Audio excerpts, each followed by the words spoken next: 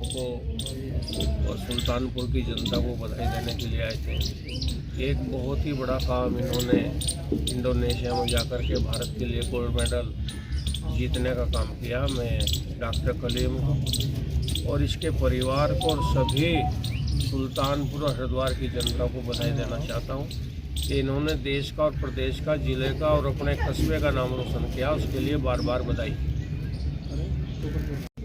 मंजिल तक न पहुँचे उसे रास्ता नहीं कहते और 2-4 कदम चलने को चलना नहीं कहते। अपने मजबूत इरादों के साथ सभी को आगे बढ़ना चाहिए, मेहनत करनी चाहिए और ऊपर वाला कभी किसी की मेहनत नहीं रखता।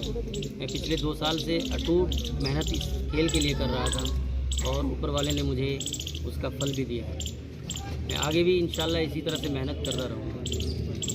बच्चों को मैं यही संदेश देना चाहूँगा, आप मीडिया बंधु के द्वारा और हमारे मंच पर बैठे हुए गांव के बहुत जिम्मेदार हजरात, कि बच्चों को पढ़ाई के साथ साथ खेल की तरफ भी उनको उत्साहित और प्रोत्साहित किया जाए।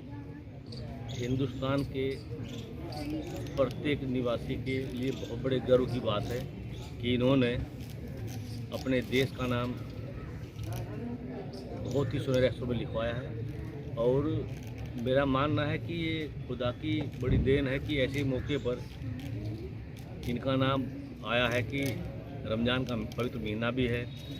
और दूसरा, मैं इनके पूरे परिवार को, इनको भी इसके लिए बधाई देता हूं और अग्रिम शुभकामनाएं देता हूं कि भविष्य में भी ये इनका भविष्य उज्जवल हो और देश की ऊंचाइयों को छुए और अपने परिवार के साथ साथ ही देश का भी नाम रोशन करें।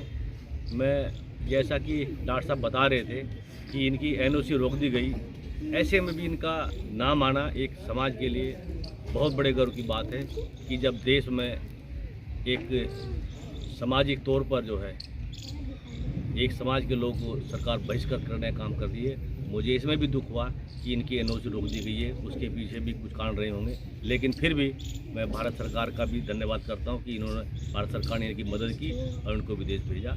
और ऐसे ही मैं उम्मीद करूँगा कि सुल्तानपुर से और भी नन्हे बन्ने बच्चे जो है आगे बढ़ें। उनके सबके लिए भी मेरी सबको शुभकामनाएँ हैं। धन्यवाद।